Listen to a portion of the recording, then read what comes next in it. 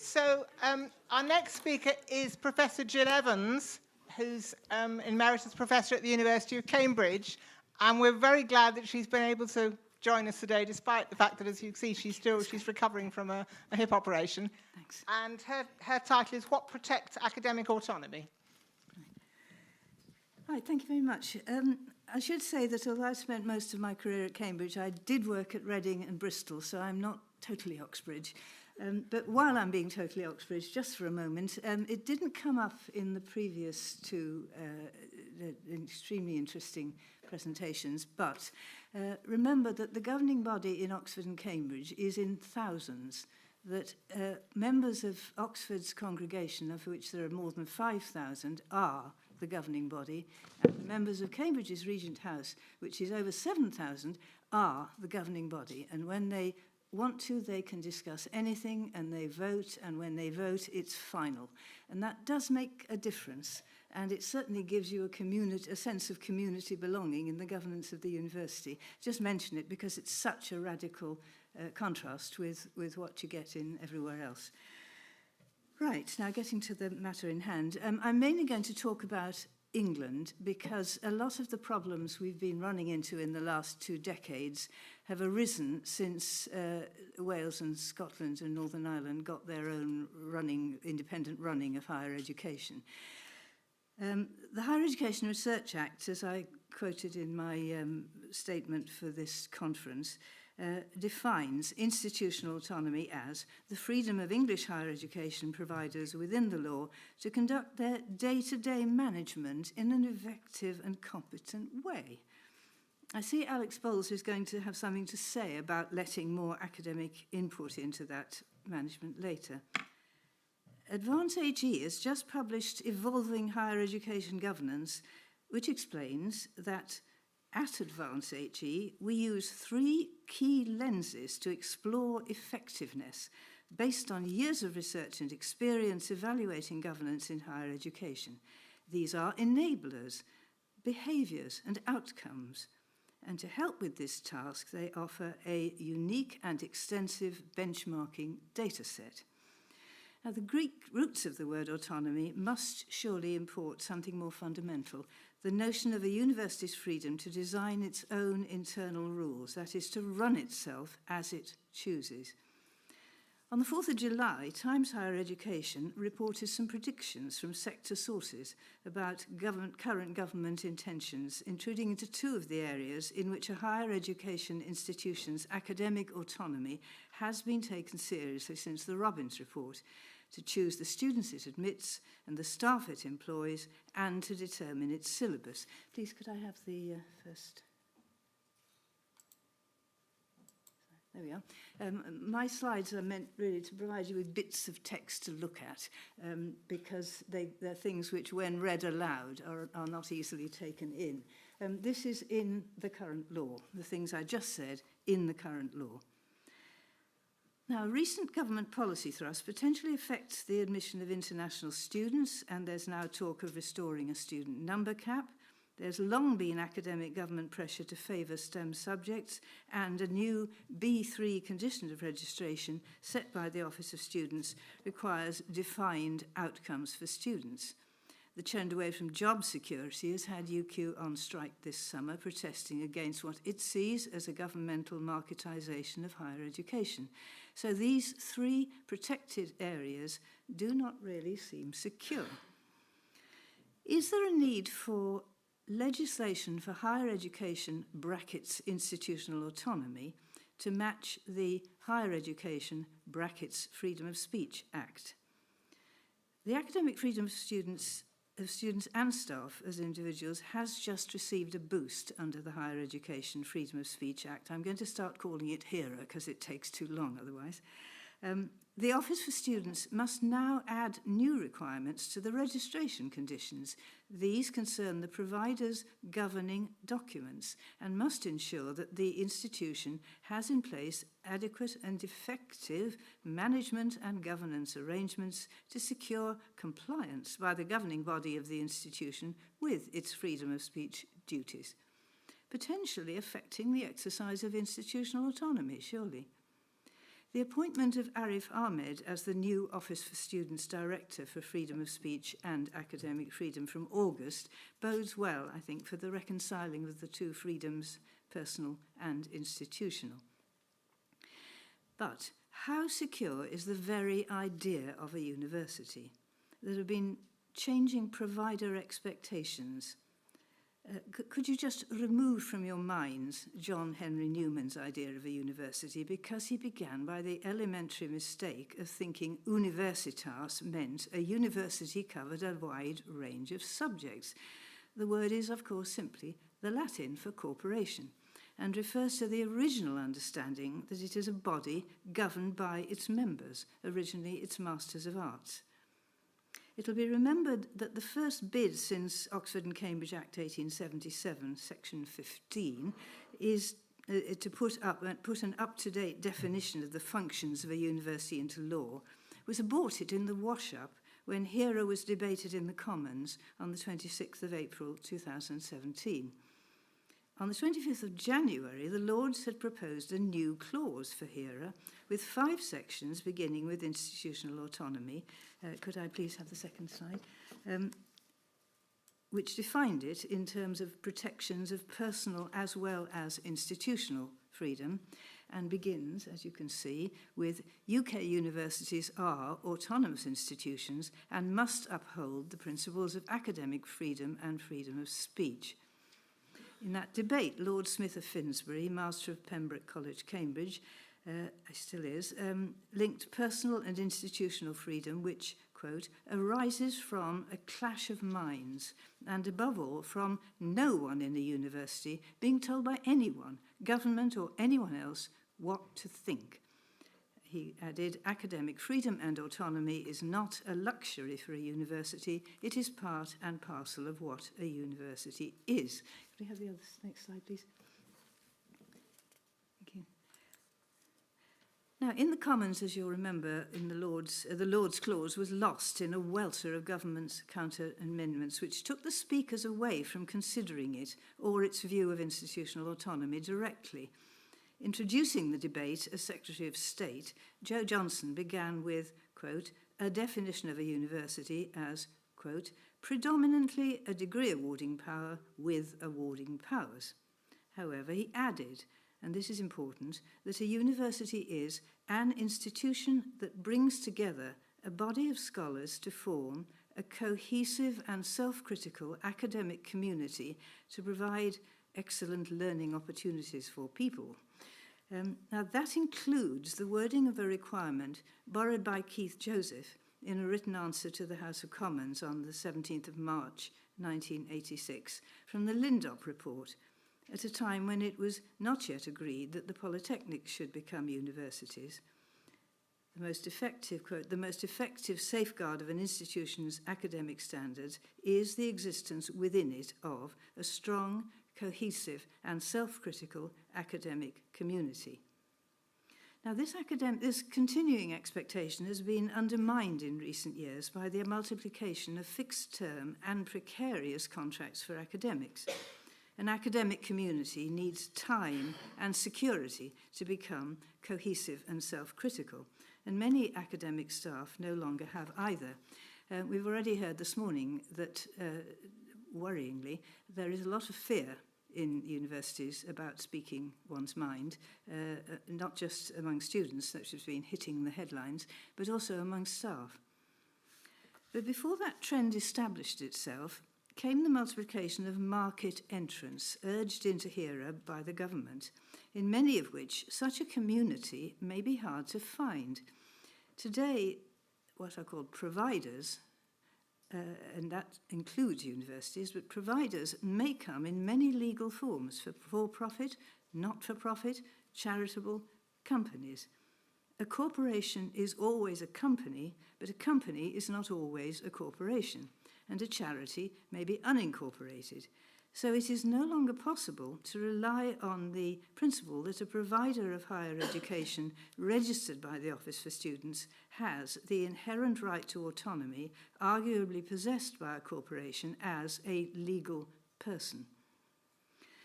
Alternative providers appear to be at greater risk of failure than conventional universities. Just to take a couple of examples, on the 30th of July 2019, GSM London was placed into administration and Grafton College in 2003, offering degree courses awarded by the Open University, was the subject of a panorama investigation, which you may all remember, which found student loan fraud and the award of fraudulent certificates. In 2011, the Public Accounts Committee and the National Audit Office, in an investigation of 2014 with a follow-up in 2017, including recommendations about the registration requirements to be set by the OFS, found much to criticise in terms of the experience of students. Could we have the next slide, please? Right. These providers tend to offer a limited range of subjects, commonly business, management, marketing, hospitality, health and social care, travel and tourism. Now, there's nothing wrong with those, but they do seem a bit thin on certainly the conventional, the traditional arts and humanities subjects, or indeed the hard sciences. The Icon College of Technology and Management, it says, hopes within 5 years to be progressing towards the attainment of degree-awarding powers. Meanwhile, it is advertising for lecturers of computing, brackets, urgent. Closing date, 19th of July, to teach BSc Honours and HND Computing. Applicants must have 2 to 3 years' experience of teaching at this level and, if possible, a postgraduate qualification. With no online information about their potential colleagues, should they be appointed, can it be clear that they will be joining an identifiably strong, cohesive and self-critical academic community? Does such a provider share a basis for asserting the institutional autonomy protected by HERA? It had better, because the Office for Students requires at least such an emerging, self-critical, cohesive academic community for the award of new degree-awarding powers. And a provider which, the provider must have one in order to be, which is already in place, in order to gain the full award of degree-awarding powers. Criterion C1 for that award also includes requirements about academic and professional staff. For research degree awarding powers, these include a community, but it is not the self-critical one, but a critical mass of research staff and students representing a viable and sustainable research community. Few of the alternative providers mention research among their activities. Is there a disjunction of expectations justifying institutional autonomy going on here? Now, legislative powers and the powers of the Secretary of State. Could I have the next slide, please? You'll have to read this one very carefully. Parliament's right to legislate for universities had to be established in the 1850s, and it hasn't been challenged since. This was how it was summed up the next time they had to go at legislating for universities in the 1870s. If you want a really good read, go into the Hansard for that period, both the 1850s, 1854 University of Oxford Act, 1856 University of Cambridge Act, and the Oxford and Cambridge Act of 1877, and just read as in a period when a good many of the members, especially of the House of Lords, as now, were themselves deeply involved in Oxford and Cambridge, the arguments about whether any government can have the right to legislate for the universities, though resolved as a matter of fact, nevertheless still bear thinking about. Now, the ensuing legislation has tended to delegate powers to the Secretary of State, which was mentioned earlier this morning. The list of protected institutional academic freedoms, which I began with, in HERA Section 2.8, also appears in HERA Section 2.5. And that this may be the moment to note that in both versions, although there may be no interference with particular parts of courses of study, the government may intrude into courses of study in general. Veterans of the debates which protested against that in Further and Higher Education Act 1992 will have felt a quiver of unease. Under Section 74, the Secretary of State may make such grants to OFS as he considers appropriate, but limited by a duty to have, quote, regard to the need to protect the institutional autonomy of English higher education providers, defined, of course, in terms of the competence and efficiency of their management. Repayment of the capital or interest of such grants may become due if the OFS does not comply with any terms set by the Secretary of State in connection with the grant. Here, Section 76 gives the Secretary of State power to confer supplementary functions on the OFS. Section 77, power to give directions to OFS. Section 78, power to require information and advice from OFS. Section 79, power to require application to acceptance information. And Section 80, power to apply it for research purposes. Fewer Secretary of State powers, interestingly, are defined for UKRI under Sections 101 and 102. That, as you'll remember, was far less controversial in the debates leading up to the final framing of HERA. In connection with the transfer into OFS of the fair access duty, here Section 37 gives the Secretary of State an annual report on, quote, matters relating to equality of opportunity and the right to require a special report which must be laid before Parliament. Now, the powers of the Office of Students itself. The Office of Students is in charge of the disbursement of the block grants financial support, which was the principal function of HEFCE. Despite the shrinkage of the block grant for teaching to vanishing point, OFS sets the terms for its disbursement to providers for which those in the approved fee cap category must fulfil certain conditions of registration, including those ones about the self-critical academic community. By way of punishments to, quote, enforce ongoing registration conditions, OFS may impose monetary penalties, suspend the provider's registration, denying its students access to student loans, deregister a provider, though with an appeal, or refuse to renew an access and participation plan, automatically deregistering the provider. OFS may enter and search providers' premises with a warrant if there are reasonable grounds for suspecting that there is or has been a breach of a registration condition or funding condition of the provider. You may remember there was a good deal of noise about that when it was first suggested. OFS now, of course, also controls the grant of degree awarding powers as a preliminary to grant of university title, except for the complications of cases arising under the Companies Act, which require government permission. Do students benefit? Students are at the forefront of government policy and enjoy substantial legislative protection under HERA through the Office for Students. Although the protections of research students, much discussed in both Houses of Parliament in the framing of HERA, have still not been thought through. The OFS and UKRI are left to cooperate as best they can in dealing with that. A consequence of the government decision to shift public funding to the student via the loans system has been to put it beyond question that the student is a consumer in a contract in which the tuition fee is the consideration. The Competition and Markets Authority decided as much in 2015, and its guidance has now been updated. The Office for Students makes protecting students as consumers one of its chief duties, to the point where evidence to the Lords Committee remarked on some imbalance in its concern for the welfare of providers. Does the student experience benefit from this approach?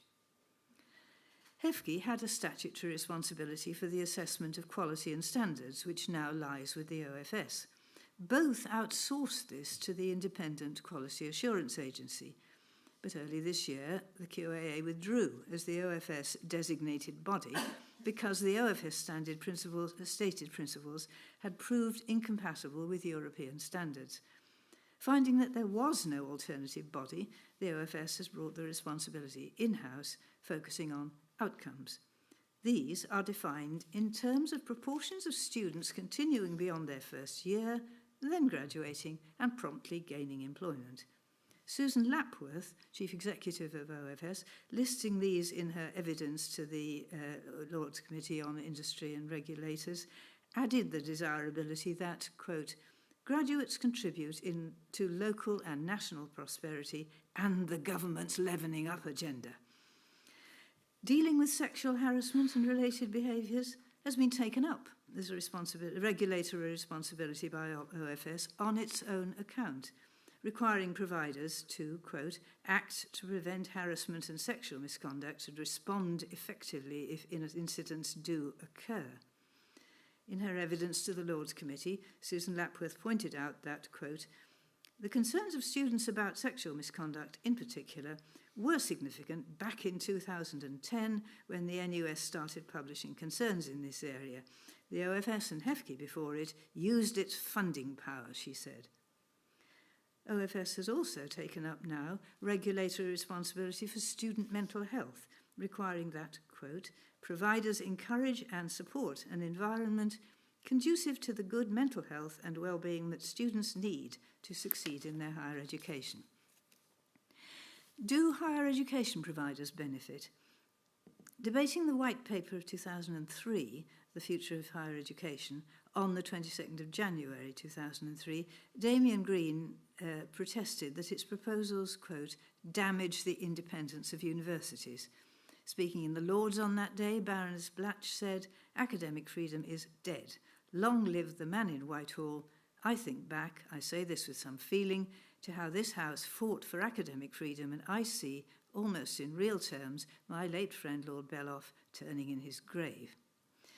In the event, the Higher Education Act of 2004 imported only a few changes into legislation, but those concentrated heavily on students, student fees and fair access, and also student complaints, a topic emerging in importance at that time, as will be remembered. However, it began the progressive raising of student tuition fees. Jack Straw pointed out in the Commons on the 9th of December 2010 that the central issue in that change was the fact that the teaching grant is to be cut by 80%, the burden of which is to be transferred to students. Not a few universities relying substantially on tuition fees have recently been hitting the headlines with claims that they are at risk of failure. So, has there been a mistake? Here are divided teaching from research, placing research and innovation in UKRI and teaching and student welfare in the Office for Students, moving it into the fair access provision from the 2004 Act. The OFS took over HEFCE's responsibility for registering higher education providers and now has the grant of degree awarding powers, teaching only or teaching and research and university title. With, you'll remember, England and Wales, I think only England and Wales, now being allowed early in the 2000s to grant a university title to a body having only taught degree awarding powers. The OFS and UKRI were placed in different departments of state, the OFS in the Department for Education and UKRI in what is now a Department of Science, Innovation and Technology, bringing together the former Department for Business, Energy and Industrial Strategy and the Department for Digital Culture, Media and Sport. Could I have next slide, please? Right. In its evidence to this year's inquiry into the Office of Students by the Lords Committee on Industry and Regulators, OFS's chair, Lord Wharton, said the OFS sometimes clashes against some of the arguments around autonomy, but I think autonomy has to be used in a way that delivers value for the students that are the primary focus. Is that the radical shift of assumption it sounds like? Could we have the last one, please, the last slide? Thank you. And on the 28th of June this year, Times Higher Education reported that Lord Willits, who will possibly have something to say about this afternoon, now thought that this division had been a mistake. In a paper for Policy Exchange, he notes that Whereas the new science department will have responsibility for university research, the DFE will continue to have responsibility for teaching in universities. This division of responsibility is very dysfunctional, as it means nobody has an overall view of the funding and performance of our universities, a key national asset receiving significant public funding. This is not a new concern. Lord Willits mentions that in his report, in its report of 1963, Robbins, quote, warned against moving universities to the education department because he feared that such an interventionist department would not understand or value the autonomy of universities. His warning has proved accurate. The DFE treats universities like poorly performing secondary schools and intervenes in them heavily via the Office for Students. Ironically, urging the rejection of the Lord's definition of a university in the Commons in April 2017, Joe Johnson claimed that without it, it would still be possible to distinguish a university from what we conventionally understand a school's role to be. Was he wrong too? Has institutional autonomy been so badly bruised that it now needs a fresh legislative protection as robust as that of personal academic freedom promises to be? But as I say, no doubt Lord Willits will wish to comment on that, since he said it so recently, this afternoon. Thank you. Our next speaker is Melody Stephen, and I think this actually follows on very well because you made some allusions to the very important role of students. And Melody is going to talk about revisiting the role of students in higher education governance. So, good afternoon, everyone. So my name is Melody, and I was a student governor on the board of the University of Manchester in 2021. Yes, and today will just be an experience-based reflection of my time there, since I've been on the board of UCAS and NUS, and I've seen this from a bit of a higher level as well, so I will bring some of those experiences in. And when I went to prepare for this, I think the first thing I thought of was about how unaware, as a student, you are of how your university is governed. But I do think there's an element of blind trust in the fact that you do think it's done competently, since you're not the first person to have received a degree, and the whole mechanism seems to grind on at a relatively satisfactory rate. So that was definitely my position. The pandemic, the COVID-19 pandemic, was probably the biggest shake-up for many students in this firm belief. My awakening, however, came before that, where I had slipped through the cracks on my year abroad. The questions of who's in charge and how everything works became a point of contention when I battled a mental health challenge on the other side of the world without a way to reach my university, who had promised to check up on me every week on the phone. It was, however, during COVID that I ventured into the world of academic governance, as the email from the Students' Union simply encouraged anyone who had ideas on how to improve the student experience to apply, which I did. I had many ideas. And in this one-year role, which I decided against extending, I was privileged to receive some insight into what committees, policies, decisions underlined the student experience, which had been quite fraught, if I'm to be very honest, at that point. So I outlined this to show that my way into governance was a little bit unusual. I think quite a few people were activists before they entered that space. I was just quite a disgruntled student that I felt like someone needed to do a bit better. So that's how I came into it. Working with student presidents since, and more national organizations, I've learned that quite a lot of these experiences are universal, so I will share some of my reflections. But before I do so, I will stress that there are loads of positives from my time as a student governor. For example, I was probably one of the only student governors that had one-to-one meetings with their vice chancellor, the COO, and the head of teaching and learning, and things like that, whereas other student governors had made it clear to me that they didn't have such a good relationship with their senior management. But this is a critical look of my experience, so please keep that in mind. So firstly, I will talk about the first thing that shocked me the most, which would be probably the tribalism in the boardroom and in committee meetings, which I did not expect. I had naively expected that we were all on the same side, wanting to do the best for students. And I quickly understood that even though in theory we were, In practice, there were academics, professional staff, the management, and sometimes there were students. The optional nature of the student voice seemed to be worrisome to me, if I'm honest. Many decisions were made with the worldview gained from student experiences from over 20 years ago. Not having current lived experiences of students in the room meant that universities often lagged behind key issues and believed our contributions to be over-exaggerations because the data, which we didn't receive often, was not showing these trends that we were seeing on the ground. So what was discussed at board meetings oftentimes weirdly seemed to exclude students. It's very strange how you're able to discuss student issues without discussing students, but attend a board meeting and you would definitely experience that. So a lot of the times we had to fight to bring the issues back to students. We were also a little bit concerned and displeased at how students and staff were sometimes pitched against one another.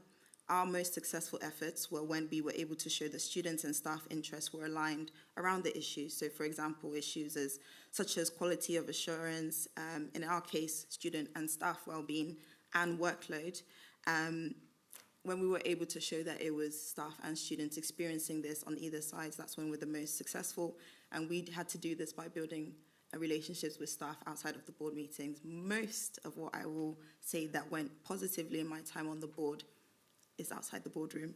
So I don't know what that says about what goes on in, but we will continue. So students' approaches to issues such as cheating, artificial intelligence, and drugs were often more rooted in reality, such as harm prevention, which was a campaign we were able to move forward with the university, who were completely on the other side of the argument when we first started. And even, for example, the use of the acronym BAME, we were completely on opposite ends with the university and the board at the beginning. However, when it was clear that the issues were aligned with staff concerns, I think we were able to get much further. So I think the tribalism completely distorts and undermines what we try to achieve in governance. I think even the tribalism between academic staff and professional staff at times was a hindrance for us because we simply didn't know it existed. So when you pick up on those things, you have to find a way to maneuver around it. And as a student governor, you can imagine it's quite difficult to do that. I wanted to mention that industrial action created quite an underlying context to almost every single conversation that we had in the board. As student governors, we are often put in a very interesting position as student governors to choose a side, which again, this tribalism is exactly the point. We should not be pitting students against staff, staff against students, professional staff against academic staff. I won't repeat some of the things that have been said about academics or professional staff to students in the attempt to get us on one side or the other, but I do think that it creates a toxic culture on boards. I will move on to one of the other things I think is really important to highlight in my experiences, and that was about transparency. So one of my first experiences was sitting in a meeting where someone was being appointed and feeling like a train had just raced past me in Euston Station as I came to the realization that I wasn't there to interview someone, but was clearly to nod a recommendation through. That was one of my first introductions to my time on the board, and I think that sort of dynamic is quite prevalent in quite a few board meetings across the country. There were meetings where I attended where it wasn't clear that there was a real reason we were there. And of course, there was a lack of diversity. Buildings and events that no one knows they're happening. No one knows who the governors are. The profile is very low. And across the 8 of us, we sat on 96 committees across the 8 of us. And the web of it all, trying to put it together, meant that we began to realize just how easy it was for decisions to be hidden, and it was very hard to find who had the power and the information. Oftentimes you might be able to find someone with the power, someone with the information, but very rarely both. So I think that's one of the issues that needs to be addressed when it comes to transparency. Detail was also very buried in long board papers, which I think everyone agrees on that needed work. I also remember We had student activists come to us sort of raging against senior management, wanting to demarketize and all sorts of things. And we simply sat them down and explained to them the structure of the university and who they needed to speak to create change. And we could just sort of see the life deflating out of them when they realized that it just wasn't as easy as finding. First of all, to find the person you need to speak to will take you a few years.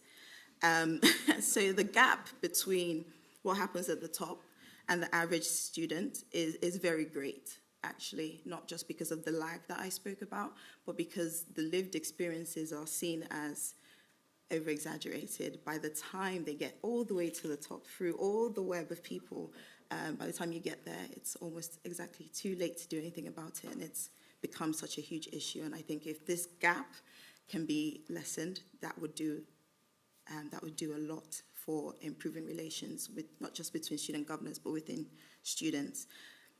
Why is transparency important? Because the relationships are breaking down. Strikes, activism, dissatisfaction with degrees is on the rise. Manchester's always been quite activist, so I always have to caveat that and say that. However, I do think it's a trend that's growing. Students are starting to ask about the value of our debt, not just in the context of culture wars, but just generally. There is a growing doubt about the value, and these are real issues. And the gap also means, like I said, issues such as sexual misconduct, LGBTQ rights, they're picked up a little bit too late. I could use my own experience as an example. I'm graduating tomorrow, and I haven't received my award for my degree. One of my exams hasn't been marked, and I'm not sure if it will be marked. And my university has sent one email saying they're investigating this since last Thursday. I'm graduating tomorrow. I have no idea what I've got. So I'm a real-life example of how the issues, probably no one at the top has any idea that I'm experiencing this. However, they all know generally that there is something going on with students not being able to get their degree awards, but it affects you in real time, especially as my dad asks me, what did you get? I have no idea. So I will move on to the third point I wanted to address, which is the lack of diversity and inclusion. I won't say too much on this because I think the data speaks for itself, but there simply isn't not enough lived experience in the room, not in lay governors, not in academics, not even in students. I really feel like it's important to point that out because student governors oftentimes are the people that have the time to give, and especially with the cost of living going up, many students have to work. I had to take a year out. By the way, I didn't know you had to do this. When I applied, I simply thought I had ideas. I didn't know you had to take a year out to do this. For loads of people, for many people who support their families, and on the salary that I was on, that's simply not a consideration that they can take. So, and even within student governors, there is a lack of diversity. However, in the boardroom itself, I've gotten quite used to being the youngest and the only person that looks like me in the room. But I will also emphasize that there is a lack of recent experience. I oftentimes have to have conversations with people where they're telling me what happened to them as a student 30 years ago, sometimes 50 years ago. We went around accommodation when we were trying to develop some proposals for the new accommodations, and we could point to accommodations that people on the board had stayed in when in the 1960s, and those experiences are what people are bringing into the boardroom and still drawing on, and it's so different now in ways that are unimaginable, that I felt like I was constantly working against their preconceived notions of what education is like for a student, even before there were PowerPoints, which is not a slight to anyone, it's just that it's very different. So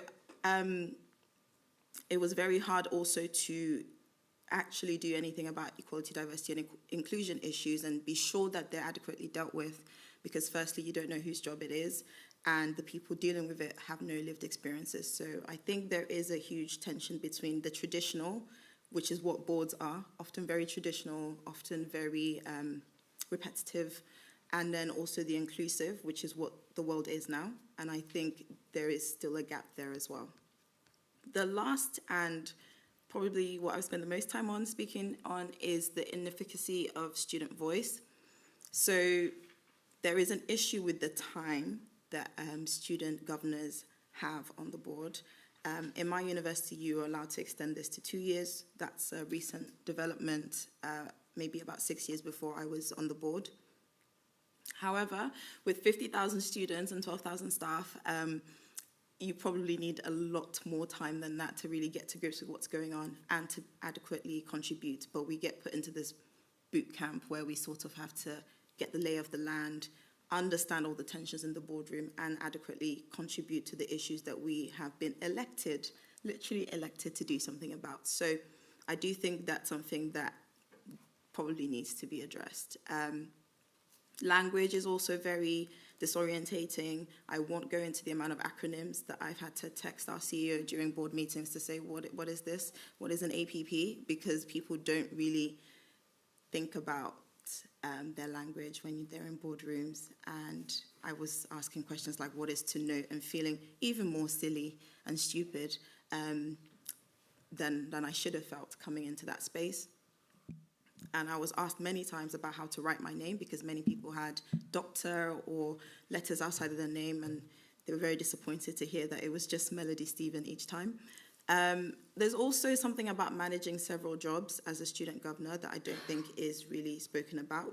Between those 96 committees, we were also running a student union, and whilst trying to create a full narrative and a nuanced opinion, and often solution to the problem as well, because even though a lot of the conversation, it will get to a point where they will concede that what you're saying is probably right, or they agree that maybe something should be done. They would then also come to you for a solution, and I think that is another front load of work, another workload that is sometimes unseen. I will also add something about accessibility on boards, not just for student governors, but personally, I have a neurodiversity that means that I read my reading. I listen to my reading. This is not really possible with director software. I think it's important to mention things like this because I don't think people realize just how many barriers you're jumping through if you have any sort of diversity coming onto the board, to be able to feel as a full member of a board as opposed to just like, we've given you a space, so welcome, sit down, and don't say too much.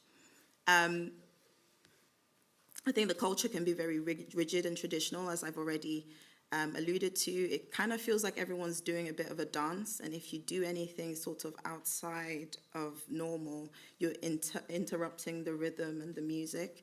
And we felt like it was our job to interrupt the rhythm and the music, which meant that I felt we were very effective because we didn't back down to interrupting this. However, you could feel the weight of the interruption. And I think for many students, this can be very overbearing. I think I can recall, I'll try not to go into details, of an instance where instead of backing down from our stance on specifically on equality, diversity, and inclusion, we decided to stand up and say that it just simply wasn't good enough. And across the board, senior management was quite defensive. However, what really helped was that we'd built relationship, not just with staff, but with lay governors.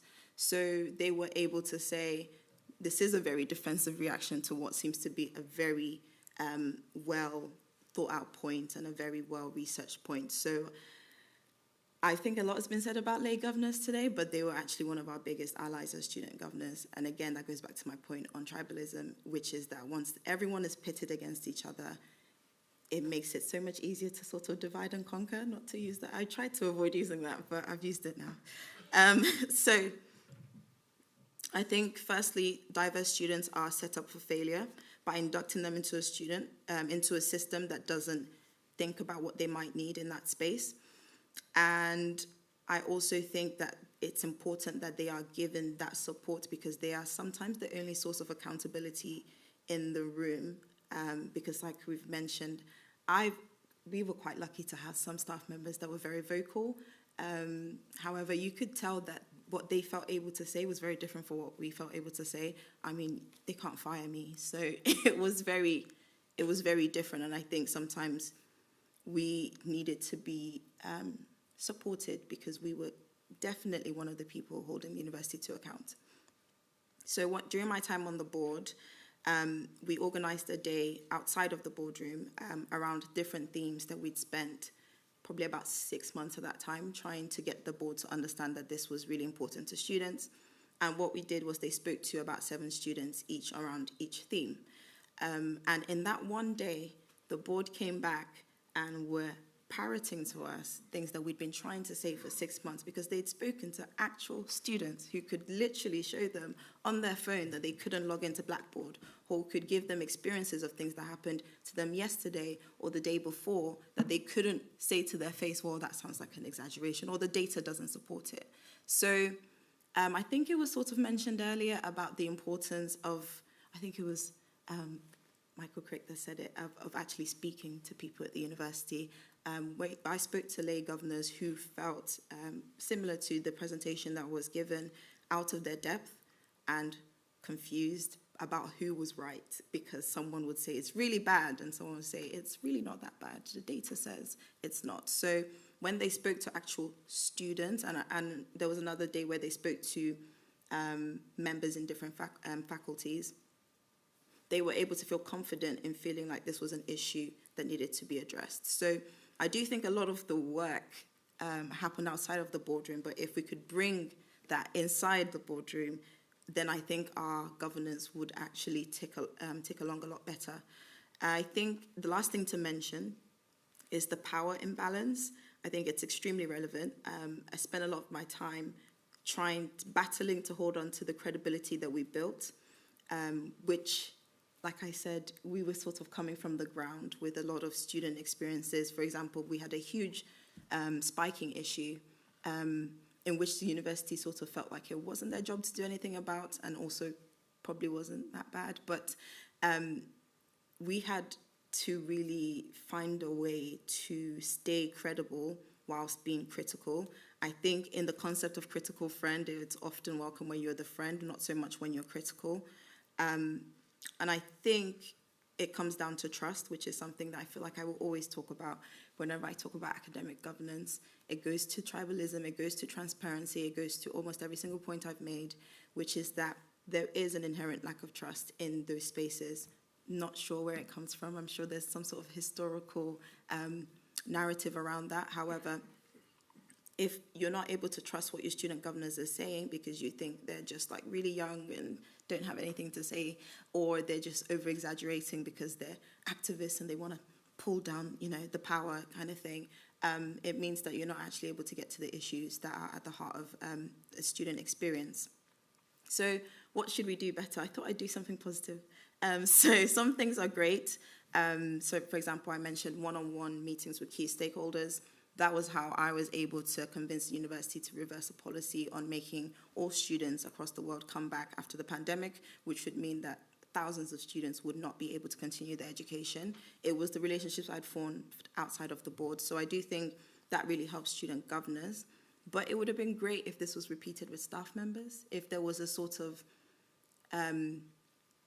if there was a galvanization and effort to make sure that the board members actually spoke. I felt at times that we were kept from speaking to each other, or we didn't feel like we could speak to each other because there were these different factions. So breaking down those barriers makes a huge difference. For student governors, I don't know, it might make it harder for senior leadership, but I think it's good if it's a little bit harder for senior leadership, because we had an instance in our university where the Senate was like a war zone, and then the Board of Governors was like a tea party. It was just so polite over here and just so impolite over here. So there needs to be a really good balance, and I think that when we're able to break down those barriers, those help. I think clarity is important, transparency, like I've said, the culture of the boardroom, and yeah, I realized that later on that I was inheriting a governance review that had happened the years before I just joined. So I was a bit worried to realize that this was the better and improved version. However, I do think governance reviews, which I've now been taken further, so now the team in front of me now have like a standing order in board meetings. They present their own papers, they develop their own research. It's quite hard to do that with the power of a student union, but I do think it really helps to continually improve student governance in that way. I also think it's important to give student governors data. It's important to give staff data. It's important, even more, to give lay governors data, and not just spreadsheets, and not just bar graphs, actual real-life information. So, to round up, there is a growing awareness of the downfalls of university, and there is sort of an expanding duty of care when it comes to what universities are now in charge of. More than ever, students are aware of vice-chancellors, vice-presidents, and deans. More than the comparisons to Harry Potter characters, there's a real sense that there is an invisible force to blame. There is also a greater burden on facilities in the university, such as mental health. And I feel that universities are a reflection of the world in many respects. There is a feeling that there is one rule for us and another for them, and that's definitely replicated in the student governing body dynamic. So the failures of governance often stoke this sentiment and continue to foster distrust in an institution that is essentially for the public good. So personally, I believe in the power of education and governance is way too important in this structure to let these patterns continue. But I think acknowledging the patterns and accepting them for what they are is what allows us to begin to implement some of these changes. Thank you. Thank you so much. My name is John Allen. I'm currently an honorary professor at UCL. In my career, I was elected as a member of Senate at Leeds University as a lecturer, actually, a mere lecturer, and more recently an elected member of Senate at Queen Mary University of London. I've looked at university governance above me and wondered what's going on, and a lot of what's happened, being discussed this morning, is very enlightening indeed.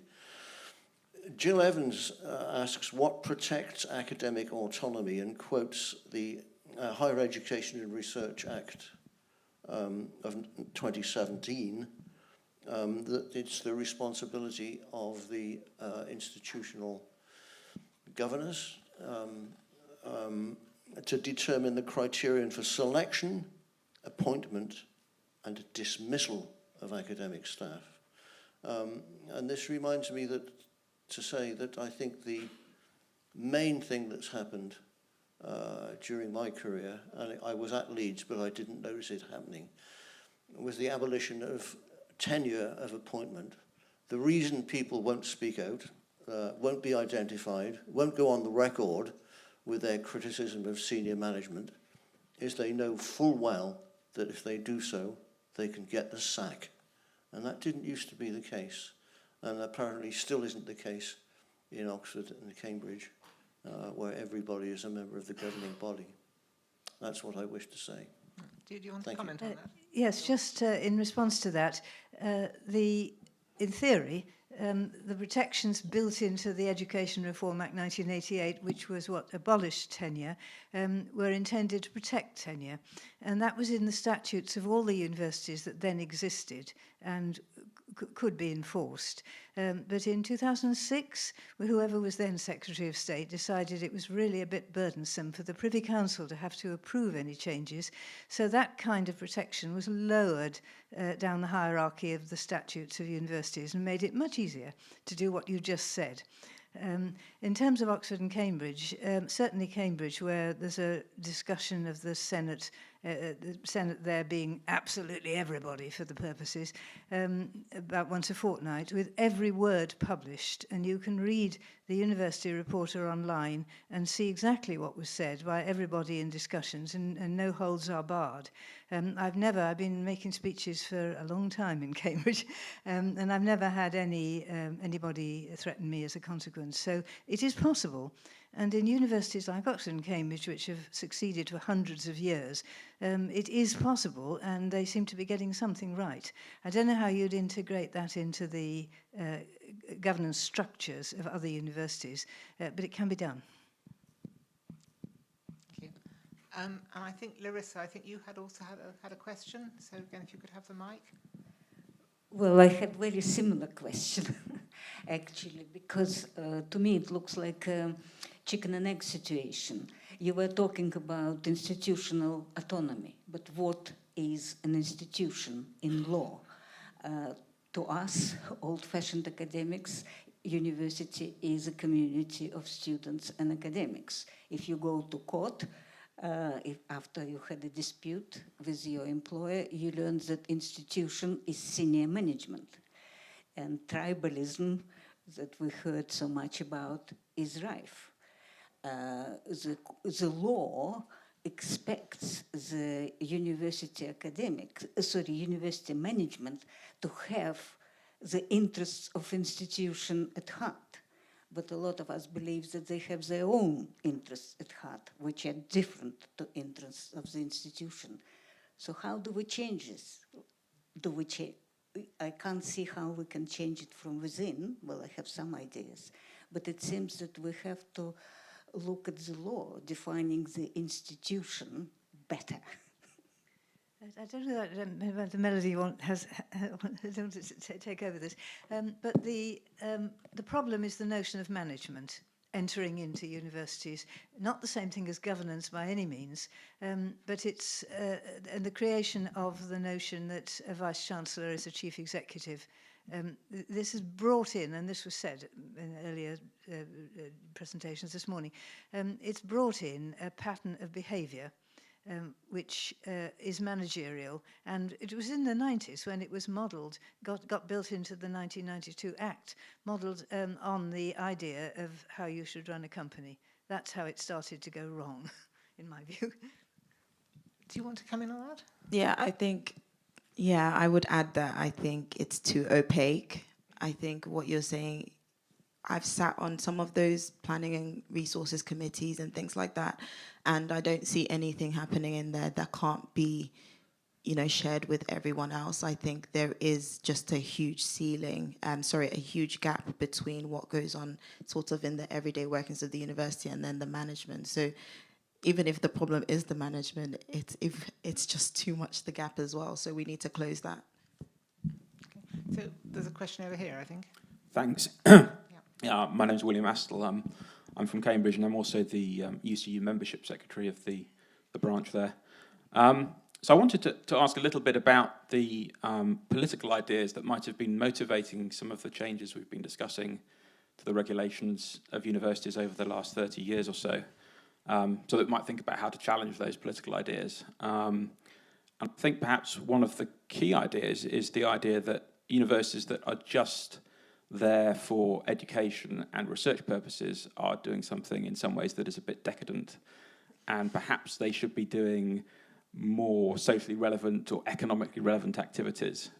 And I think both the Conservative Party and the Labour Party have been motivated in different ways by this. So I was just wondering if you had any thoughts on that and how those ideas might be argued against. Yeah, why don't you go? Do you want to go first? No? Oh, okay.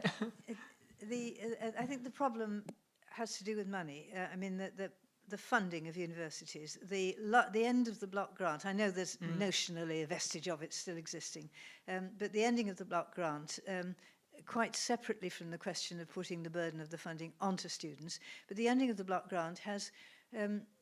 It's been adjusted in relation to the assumption that the taxpayer should not really be expected to do anything for universities. That taxpayers should be protected as much from the need to fund universities. I think somewhere in what you're asking and what you're saying is money, isn't it? Universities need a lot of it. Who's going to produce it? And the profits to be made do exist. I mean, spin-out companies. But then if it's a spin-out company, it's got its own stakeholders, and if it's got shares, it's got shareholders to please. So it needs a good look, but the motivation in government to look at it hard, constructively, doesn't seem to be there, does it? No, I completely agree. Do you want to come in on that, or just? No, I actually just completely agree with that. I do think that is what has been discussed, and that is really the root of it, if I'm honest. Okay. So I think there are several people. I might not be going to bring in the wrong order, but Ron Barnett, I think you had your hand up a little while ago. Perhaps somebody could bring Ron a mic. And then there's Becca, and then there's a gentleman sitting next to Ron. I just want to pick up on Melody's splendid offering, if I can. And I think it was very telling, Melody, in the way you demonstrated the tribalism in higher education, because it seemed to me that you brought out so nicely how students in British universities, perhaps even more generally, are faced with difficulties on all sorts of fronts. It's, as it were, not just the governance in a formal sense, but you're also, dare I say, coming through your talk, struggling with academic tribalism. Many probably won't here know that the students in the economics department in Manchester gained a worldwide reputation for their activism in trying to bring about a revolution in the understanding and structure of economics, in frankly, economics as it's taught in the global north worldwide. And that was absolutely fascinating example of the significance that students have or can have in certainly British universities. And I just wonder whether you'd like to say a little bit more about how you see the role of universities, of students, because it does seem, as I say, you're battling on both fronts. Yeah, definitely, I agree. I think when I came into the role, this is personal, I thought there was one battle to fight, which was sort of how do we make things better? Then I realized there was probably about 7 to fight before I got to that one. I think it's really interesting what you said about the economics students. I've heard quite a lot about that.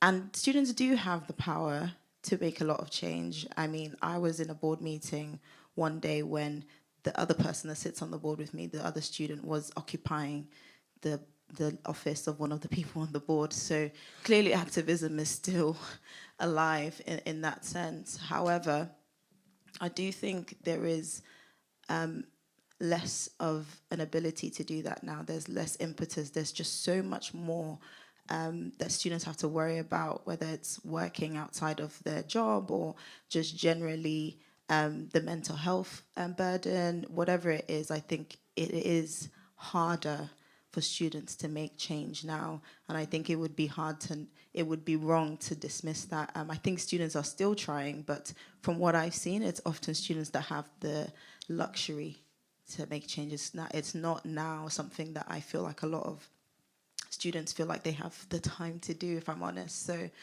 I think I don't think they should have to, if I'm honest, but you're right. If they do put work into it, they can make a lot of change, but I just think it's that much harder to do that now. So I've kind of got people in a queue, was this specifically on this point, Alison, or do you want to? Yeah, okay, in that case, if we could take Alison Scott-Bauman next, and then I know I've got 2 people waiting. Thank you very much. I'll be very quick. Melody, and brilliant talks. I'm Alison Scott-Bauman, Professor here at SOAS. Welcome. We've been organising this for you under the auspices of ICOP, and I just wanted to add a little rider to the issue about activism, that the work I'm doing with students and junior staff means that I take them into Westminster. And I think it really transforms their view, actually, when they come back to the campus. They feel more activated, if you like, because they can have a voice. There is a democratic deficit in the older politicians who tend to be older, are really excited about talking to students and hearing their viewpoints, and that gives the students more feeling of responsibility and autonomy when they're coming back onto campus. So, to be honest, I didn't actually predict that was going to happen. My idea was to give them agency in the outside world, basically in Westminster. But it has also had this, I don't know if Melody, you've come across this, but it does have this excellent added spin-off, which is really exciting. And it also means they're more realistic about student politics. They know that you have to do a bit of horse trading, you've got to be realistic, and as you've commented on various occasions. Yeah. So thank you. I agree. I was just going to make a quick note on student politics, which varied opinions on student politics, but mine is probably, I would say, is balanced. I don't particularly love student politics. However, I do think the national organizations have sometimes let students down. I think that adds to the dampening. However, I agree that when I've reached out to students who they will come and complain if there's someone there, right? But when you empower them to do something about it by saying, oh, come, for example, the board meetings that we had when the board met actual students, they have all gone on to do other things in that after that because of that. So I do think even if students are down, there is space to, giving them the ability and empowering them to do something about it. But I will just have to say that I do think nationally, student politics is something that I don't think students really want to engage with oftentimes recently. So, and I think there's a lot of culture wars and tribalism going on there as well. So, yeah. Okay, thank you. Okay, so I think Becca down the front, Becca Bashford was... but again, perhaps Becca, can you just explain to people who you are? Because I know who you are, but other people may not know. Hi, I'm Becca. I'm CDBU's press officer. Melody, I have a question for you. Thank you so much for sharing your experiences. I really related to what you said about students just having no conception or understanding of the internal structures of how universities are run. I'm currently a PhD student, and I don't think internal governance structures have ever been explained to me. I'm still not really clear, so I'm learning a lot today. I think I wanted to ask you how you think we can sort of drill into students how these structures work and widen the opportunity for students to have more of a voice, because like you said, students do hold a significant amount of power in, changing how universities are run, and, they're sort of peripherally aware of the UCU strikes and stuff like that, but that's very much a top issue. It's doesn't really affect them on the day-to-day, and I feel like that's where there's sort of an issue with students just not really caring. So what do you think can be done to sort of better foster the relationship between students and senior management? Yeah, I would just slightly pick up on your last point about student caring. I don't think that they don't care. Actually, students care a lot.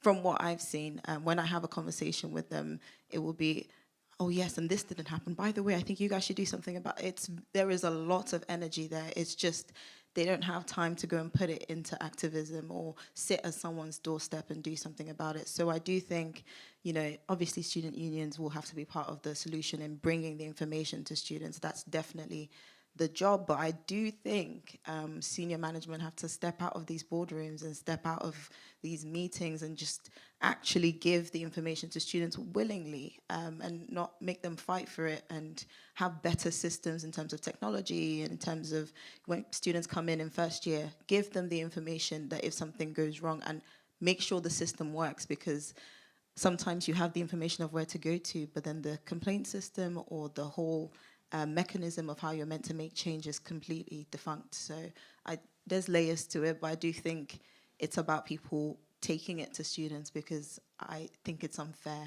to make 50,000 students have to go and find the source of change themselves. Thank you.